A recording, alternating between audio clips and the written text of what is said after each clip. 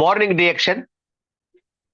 My name is Ananda Masali, Bagalkot. My mobile number is 9242494770. ನನ್ನ 111ನೆಯ ವಿಡಿಯೋದಲ್ಲಿ ಬಿಹಾರದ ಕುಂದನ್ ಕುಮಾರ್ ಅನ್ನುವವರ ಬಗ್ಗೆ ಒಂದಷ್ಟು ಮಾಹಿತಿಯನ್ನ ತಮ್ಮ ಜೊತೆಗೆ ಹಂಚಿಕೊಂಡಿದ್ದೆ. ಕುಂದನ್ ಕುಮಾರ್ ಅವರಿಗೆ ವಿಚಿತ್ರವಾದ ಕಾಯಿಲೆ ಇತ್ತು. ಡಿಎಕ್ಷನ್ ಪ್ರಾಡಕ್ಟ್ ಗಳನ್ನ ಸೇವನೆ ಮಾಡಿ ಆ ವಿಚಿತ್ರವಾದ ಕಾಯಿಲೆಯಿಂದ ಹೊರಬಂದ್ರು. ಆಮೇಲೆ ಅವರು ಬಿಹಾರದಲ್ಲಿ ಮಹಾನ್ ಕ್ರಾಂತಿಯನ್ನ ಮಾಡಿರ್ತಕ್ಕಂಥ, ಆರೋಗ್ಯ ಕ್ರಾಂತಿಯನ್ನ ಮಾಡಿರ್ತಕ್ಕಂಥ ಶ್ರೀಮತಿ ಧರ್ಮಶೀಲಾ ಮೇಡಮ್ ಹಾಗೂ ಶ್ರೀ ಸುರೇಂದ್ರ ಸರ್ ಇವ್ರ ಬಗ್ಗೆ ಇವತ್ತಿನ ದಿವಸ ಹೇಳ್ಬೇಕಂತ ಮಾಡಿದ್ದೀನಿ. ಇವರು ಕುಂದನ್ ಕುಮಾರ್ ಅವರ ಗುರು. ಕುಂದನ್ ಕುಮಾರ್ ಅವರಿಗೆ ಇವರು ಗುರುಗಳು. ಇವರಿಬ್ರು ಅವ್ರನ್ನ ಟ್ರೈನ್ಡ್ ಮಾಡಿದ್ರು, ತಯಾರು ಮಾಡಿದ್ರು. ಅವರಲ್ಲಿ ಭರವಸೆಯನ್ನ ಮೂಡಿಸಿದ್ರು, ಅವರಿಗೆ ಟ್ರೈನಿಂಗ್ ಕೊಟ್ರು. ಜನರು ಅನುಮಾನಗಳನ್ನು ಪಡ್ತಾರ, ಜನರು ಪ್ರಶ್ನೆಗಳನ್ನು ಮಾಡ್ತಾರ, ಜನರು ಅಸಹಕಾರವನ್ನು ಮಾಡ್ತಾರ, ಜನರು ಒಮ್ಮೆಲೆ ಮೆಚ್ಕೊಳ್ಳುವುದಿಲ್ಲ, ಜನರು ಒಮ್ಮೆಲೆ ನಂಬುವುದಿಲ್ಲ. ಆದಾಗ್ಯೂ ಕೂಡ ನೀವು ಹೇಗೆ ಕೆಲಸವನ್ನ ಮಾಡಬೇಕು, ತಾಳ್ಮೆಯಿಂದ ನೀವು ಹೇಗೆ ಮುಂದುವರಿಬೇಕು ಅನ್ನೋದ್ರ ಬಗ್ಗೆ ಹಗಲು ರಾತ್ರಿ ಇವರಿಗೆ ಟ್ರೈನಿಂಗ್ ಅನ್ನ ಕೊಟ್ಟು ಇವರನ್ನೊಬ್ಬ ಮಹಾನ್ ವ್ಯಕ್ತಿಯನ್ನಾಗಿ ತಯಾರು ಮಾಡಿದಂಥ ಈ ಗುರುಗಳು ಧರ್ಮಶೀಲಾ ಮೇಡಮ್ ಹಾಗೂ ಸುರೇಂದ್ರ ಸರ್. ಇವ್ರಿಬ್ಬರ ಬಗ್ಗೆ ನಾವು ಹೇಳದೇ ಇದ್ರೆ ನಮ್ಮ ಭಾರತ ದೇಶದೊಳಗೆ ಡಿಎಕ್ಷನ್ ಬಗ್ಗೆ ಏನು ಹೇಳ್ದಂಗಲ್ಲ ನೋಡ್ರಿ. ಅಂಥ ಅದ್ಭುತವಾದಂತಹ ಸಾಧಕರು ಇವರು. ಏನ್ರಿ, ಇವರು ಸುರೇಂದ್ರ ಸರ್ ಅವರು ಒಂದು ಬಟ್ಟೆ ಅಂಗಡಿ ಇತ್ತು, ಒಂದು ಐಸ್ ಕ್ರೀಮ್ ಫ್ಯಾಕ್ಟ್ರಿ ಕೂಡ ಇತ್ತು. ಅಕಸ್ಮಾತ್ ಇವರ ಕುಟುಂಬದಲ್ಲಿ ಒಬ್ಬರಿಗೆ ಅನಾರೋಗ್ಯ ಉಂಟಾಯಿತು. ಆ ಅನಾರೋಗ್ಯ ಉಂಟಾದಾಗ ಡಿಎಕ್ಷನ್ ಪ್ರಾಡಕ್ಟ್ ಗಳನ್ನ ಒಬ್ರು ಇವರಿಗೆ ಶಿಫಾರಸು ಮಾಡ್ತಾರ. ಆ ಡಿಎಕ್ಷನ್ ಪ್ರಾಡಕ್ಟ್ ಗಳನ್ನ ತಗೊಂಡು ಅವರು ಕೆಲವೇ ತಿಂಗಳುಗಳಲ್ಲಿ ಗುಣಮುಖರಾಗ್ತಾರ. ಅವಾಗ ಇವರಿಗೆ ಆಶ್ಚರ್ಯ ಉಂಟಾಗ್ತದ. ಸ್ವತಃ ಇವರು ಕೂಡ ಡಿಎಕ್ಷನ್ ಪ್ರಾಡಕ್ಟ್ ಗಳನ್ನ ಸೇವನೆ ಮಾಡ್ಲಿಕ್ಕೆ ಆರಂಭ ಮಾಡ್ತಾರ. ಈ ಡಿಎಕ್ಷನ್ ಪ್ರಾಡಕ್ಟ್ ಗಳನ್ನ ಸೇವನೆ ಮಾಡ್ತಾ ಮಾಡ್ತಾ ಮಾಡ್ತಾ ಮಾಡ್ತಾ ಇವ್ರಿಗೂ ಕೂಡ ಆರೋಗ್ಯದಲ್ಲಿ ಸಾಕಷ್ಟು ಬದಲಾವಣೆಗಳಾದವು, ಸುಧಾರಣೆಗಳಾದವು. ಹೀಗಾಗಿ ಇವರು 12/10/2011 ನಮ್ಮ ಈ ಡಿಎಕ್ಷನ್ ಕಂಪನಿಯ ವಿತರಕರಾದ್ರು ನೋಡ್ರಿ, ಡಿಸ್ಟ್ರಿಬ್ಯೂಟರ್ ಅಂತ ತಿಳ್ಕೊಂಡು ಆದ್ರು, ಅಧಿಕೃತವಾಗಿ ಆದ್ರು. ಆ 12/10 ಅಂದ್ರೆ ಅಕ್ಟೋಬರ್ 2011 ಇವರು ತಮ್ಮ ಕಾರ್ಯವನ್ನ ಆರಂಭ ಮಾಡ್ತಾರ.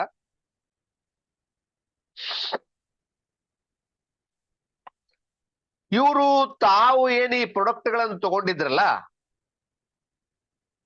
ಅದರಿಂದ ಇವರಿಗೆ ಸ್ವಲ್ಪ ಆರಾಮ ಅನಿಸಿತ್ತು. ಅದನ್ನೇ ಇವ್ರು ಏನ್ ಮಾಡಕತ್ತಿದ್ರು, ಜನಗಳಿಗೆ ಹೇಳಿಕತ್ತಿದ್ರು.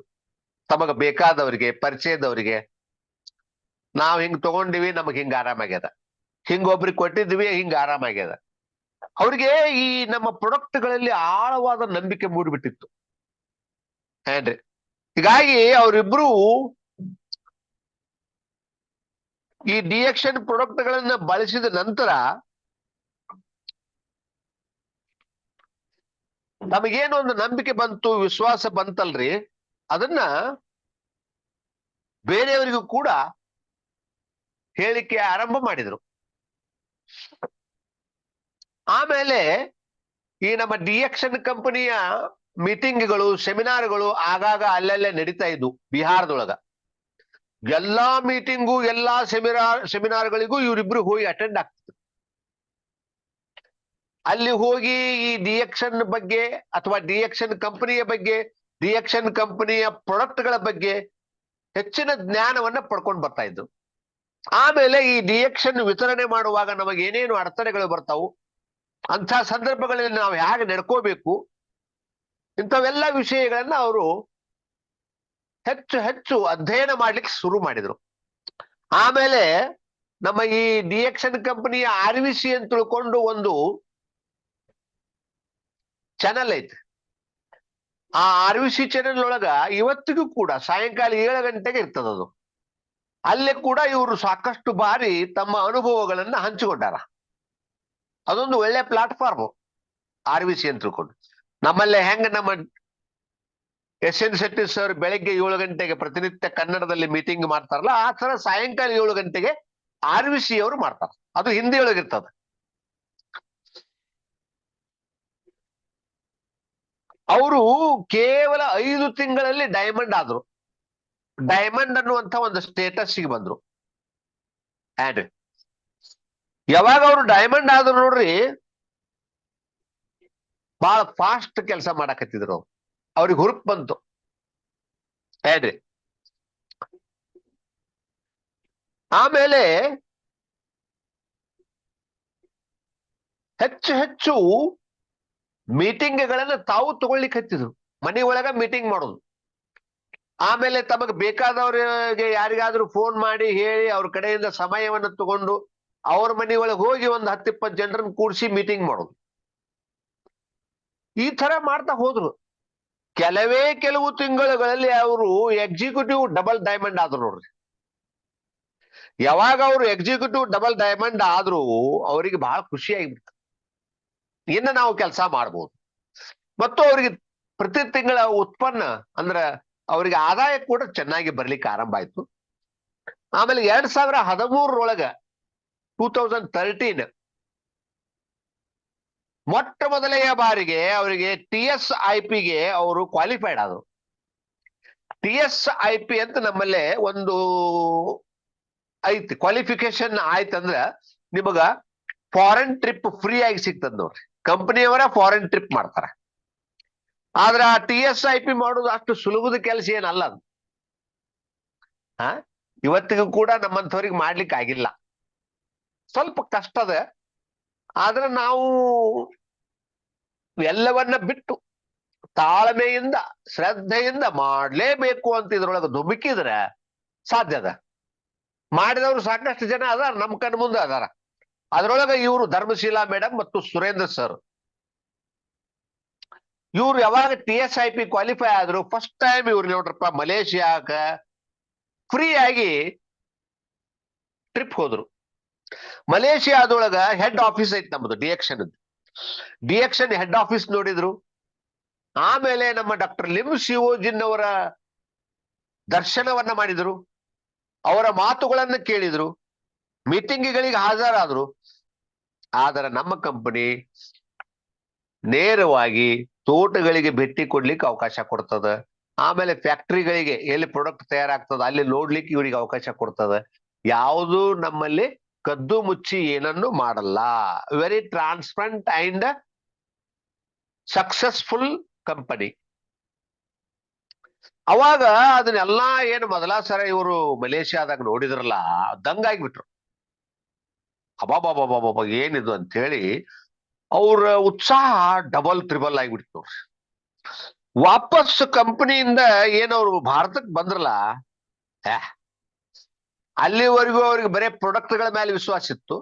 ಈಗ ಅವ್ರಿಗೆ ಏನಾಗ್ಬಿಡ್ತು, ಕಂಪನಿಗಳ ಮೇಲೆ, ಕಂಪನಿಯ CEO ಮೇಲೆ ಭಯಂಕರ ನಂಬಿಕೆ ಬಂದ್ಬಿಡ್ತು. ಬಹಳ ಫಾಸ್ಟ್ ಆಗಿ ಕೆಲಸವನ್ನು ಮಾಡ್ಲಿಕ್ಕೆ ಆರಂಭ ಮಾಡಿದ್ರು. ಹಗಲು ರಾತ್ರಿ ಮೀಟಿಂಗ್ಗಳನ್ನು ತಗೊಳ್ಳಿಕ್ ಸ್ಟಾರ್ಟ್ ಮಾಡಿದ್ರು. ನಾನು ಹೇಳಿದ್ನಲ್ಲ, ನಮ್ಮ ಈ ಕುಂದನ್ ಕುಮಾರ್ ಅವರ 111ನೇ ವಿಡಿಯೋದೊಳಗ ನೀನು ಮಧ್ಯರಾತ್ರಿ 2 ಗಂಟೆಗೆ ಬಾ ಅಂತ ಹೇಳಿದ್ರು ಅಂತ ಹೇಳಿದ್ನಲ್ಲ, ಅವ್ರು ಹಾಗೆ ಕಠಿಣ ಪರಿಶ್ರಮ ಪಟ್ರು. ಹಗಲು ಸಾಲ್ತಿರ್ಲಿಲ್ಲ ಅವ್ರಿಗೆ ಟೈಮ್ ಮೀಟಿಂಗ್ ಕೊಡ್ಲಿಕ್ಕೆ. ರಾತ್ರಿ 1-2 ಗಂಟೆಗೆ ಮೀಟಿಂಗ್ ತಗೋತಿದ್ರು. ಯಾರು ಹೆಚ್ಚು ಉತ್ಸುಕರದಾರ, ಯಾರು ಹೆಚ್ಚು ಪವರ್ಫುಲ್ ಅದಾರ, ಯಾರು ಚಲೋ ಮಾಡ್ತಾರ, ಅನುಭವಿಕರದಾರ ಅಂತ, ನಾಲೆಜಬಲ್ ಅದಾರ ಅಂತ ಗೊತ್ತಾಗತ್ತ ಅವ್ರಿಗೆ ರಾತ್ರಿನೇ ಹೇಳ್ತಿದ್ರು ಅವರು. ಒಬ್ಬರಿಗೆ ಇಬ್ಬರಿಗೆ ಕೂಡಿಸಿ ಅದನ್ನೆಲ್ಲ ಅವರು ಟ್ರೈನಿಂಗ್ ಕೊಡ್ತಾ ಇದ್ರು. ಅಷ್ಟು ಎಲ್ಲರನ್ನು ತಯಾರು ಮಾಡಿದ್ರು ಅವರು. ಕೇವಲ 39 ತಿಂಗಳುಗಳಲ್ಲಿ ಅವರು ಕೇವಲ 39 ತಿಂಗಳುಗಳಲ್ಲಿ ಕ್ರೌನ್ ಡೈಮಂಡ್ ಆದ್ರು ನೋಡ್ರಿ. ಕ್ರೌನ್ ಡೈಮಂಡ್ ಆದ್ರು. ಇದು ಸಾಮಾನ್ಯ ಸಾಧನೆ ಏನಲ್ಲ, ಕೇವಲ 39 ತಿಂಗಳುಗಳಲ್ಲಿ. ಅವಾಗ ಅವ್ರಿಗೆ ಇನ್ನೂ ಹೆಚ್ಚು ಹೆಚ್ಚು ಈ ಕಂಪನಿಯ ಮೇಲೆ ನಂಬಿಕೆ ಬಂತು. ಆಮೇಲೆ ಜನರಿಗೆ ಏನ್ ಮಾಡಕತ್ತಿದ್ರು ಇವರು, ತಮ್ಮ ಅನುಭವಗಳನ್ನ ಜನರಿಗೆ ಹಂಚಲಾಕತ್ತಿದ್ರು.